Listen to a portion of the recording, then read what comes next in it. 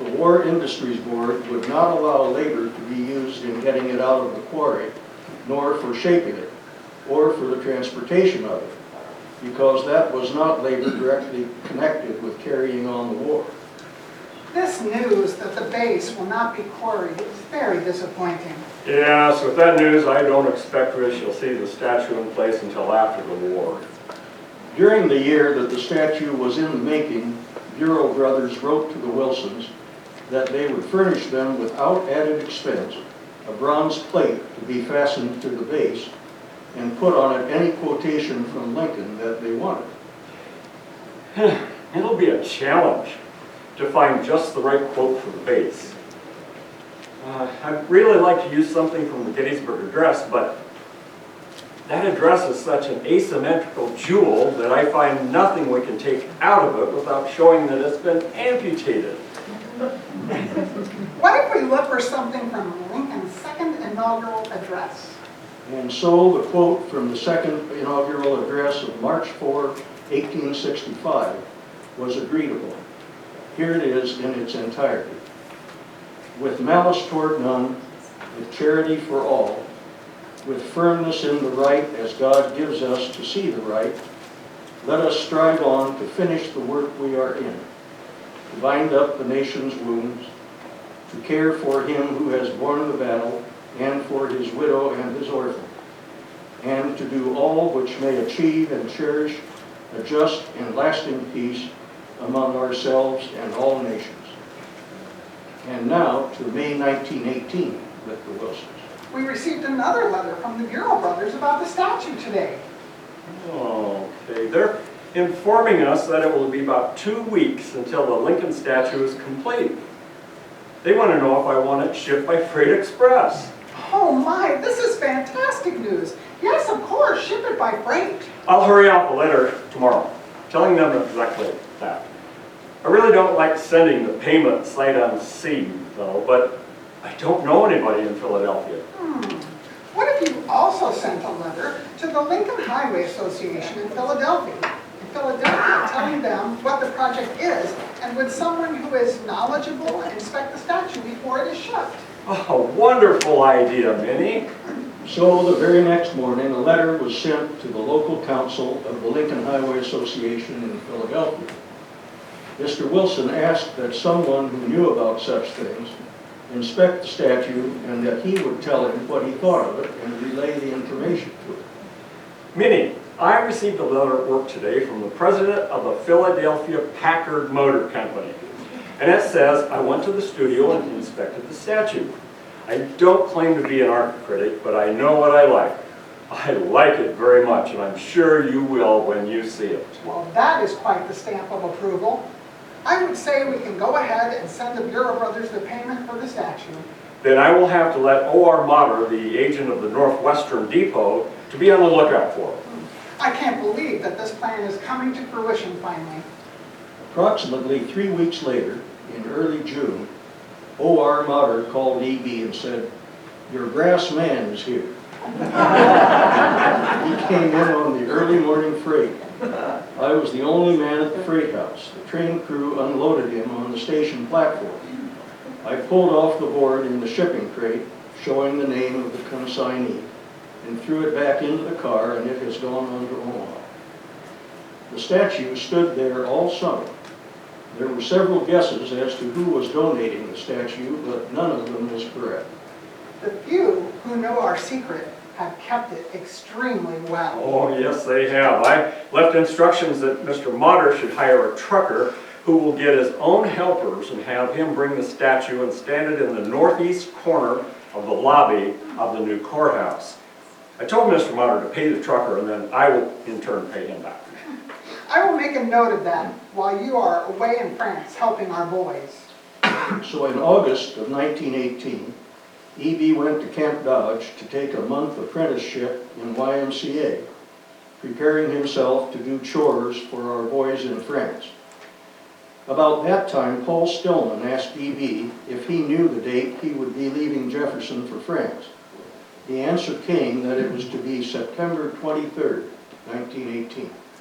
There's a letter here from Paul Stillman, It says that the Board of Supervisors are going to build a temporary base of building blocks and mount the statue. The dedication will be held on Saturday, September 22nd, 1918. I guess this will be accomplished before your departure. My goodness, the day before I'm to leave for France? I think I would like to have a speech to be made by my lawyer friend, Mike Haley, up in Fort Dodge. I've already spoken to him about this. Oh, how lovely. He's my former teacher. I thought it was a grand idea as you were one of his scholars and you were the catalyst in getting the statue here. More news arrived soon from Paul Schilling. He said, the temporary base has been built and the statue has been mounted. I like it very much. I like the expression on his face and the position of his body, the left arm hanging down and holding in his hand a piece of paper, and the right arm extended in a gesture. It seems to me that old Abe is starting to make a speech, and I'll hear his voice in the next second. And now to September 22nd, 1918. What a perfect fall day for the dedication.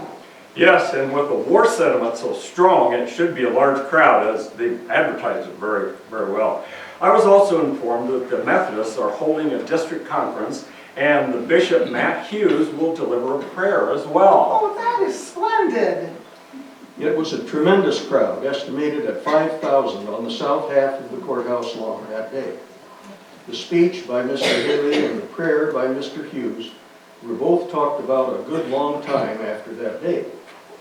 E.V. left the next day to support the troops in France and did not return until the early summer of 1919.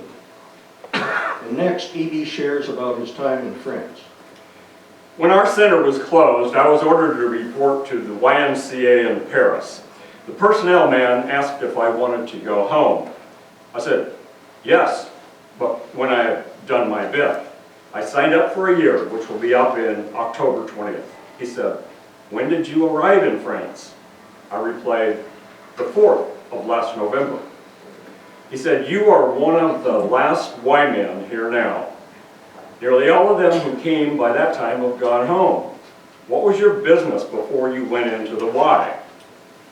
I replied that I was a lawyer. He said, is your partner taking care of your business?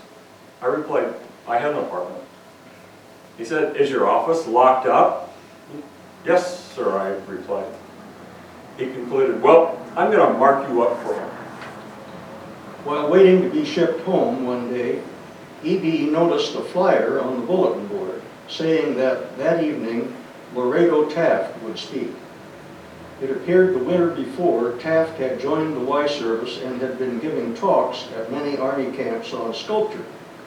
He was a natural-born teacher and made the subject interesting. He said that most people don't say why they like sculpture, but they do. Where the forms of men and women are shown, people admire them for what they were and what they stood for. Where symmetry and beauty are portrayed, they make their appeal like music and painting. Then he said, I have no quarrel with people who give money for hospitals and colleges and such thing, but instead of sending all such money away to distant places, isn't it worthwhile for a man to do something for his own community? There is where he made his money. If it had not been for the patronage of business given him by his neighbors, he couldn't have gotten anywhere.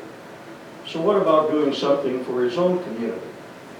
If you men know of any such things being done in your own community, won't you stand up in your place and tell us about it? Well, I didn't want to barge in ahead of anybody else, so I waited till the silence was almost thick enough you could cut it with a knife. Then I got up and said that a new courthouse had been built in my hometown in Iowa, and a man and his wife who had lived there quite a while had given a life-size bronze statue of Lincoln, which stands in front of the new courthouse facing the Lincoln Highway. Laredo Taft said, thank you, that points up exactly what I'm driving at.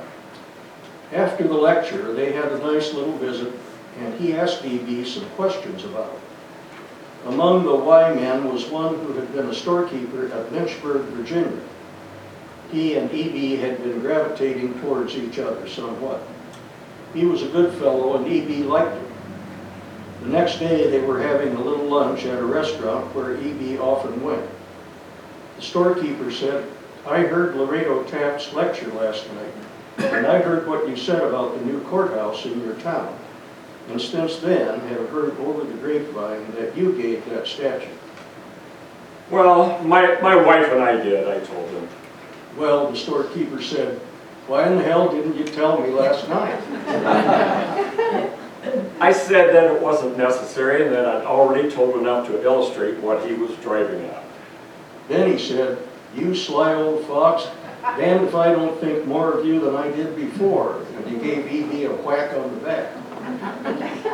According to Wilson, the sculptor was an Englishman named Harding who came to this country about 1914. He did a few pieces and went back to England, where soon after he died.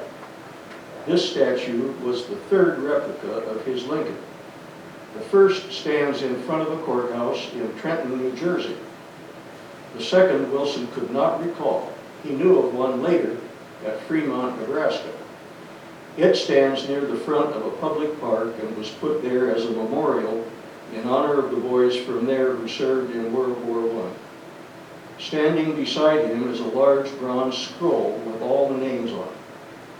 The Lincoln Highway used to run past it, but that routing was changed many years ago, and since then the Lincoln Highway travelers do not see it. The one at Jefferson was the first, and as far as Wilson's knowledge, it was the only statue of Lincoln located on and dedicated partly to the Lincoln Highway. So Jefferson had the distinction of being the only town on the highway with the statue of Lincoln on it. Many years later, in 1929, the City Council adopted a measure to change the name of Cherry Street to Wilson Avenue in honor of the Wilsons. It was noted that the Wilsons had been very active in many aspects of the community of Jefferson.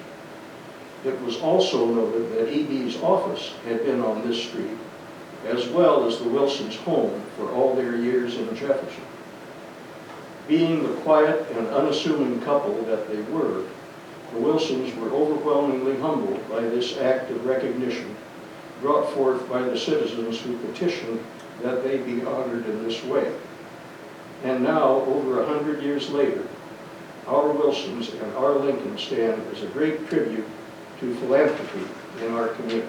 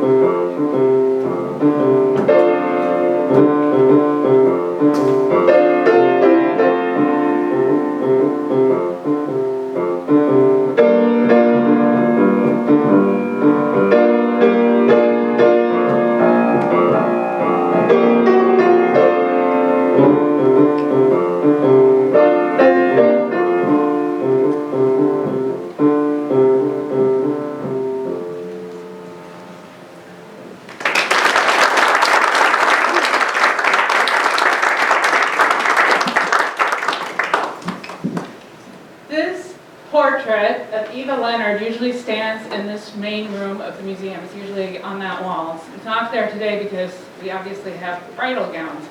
But our next ghost is actually Eva Leonard herself. And she is portrayed by Nicole Schilling. So let's give her a big welcome.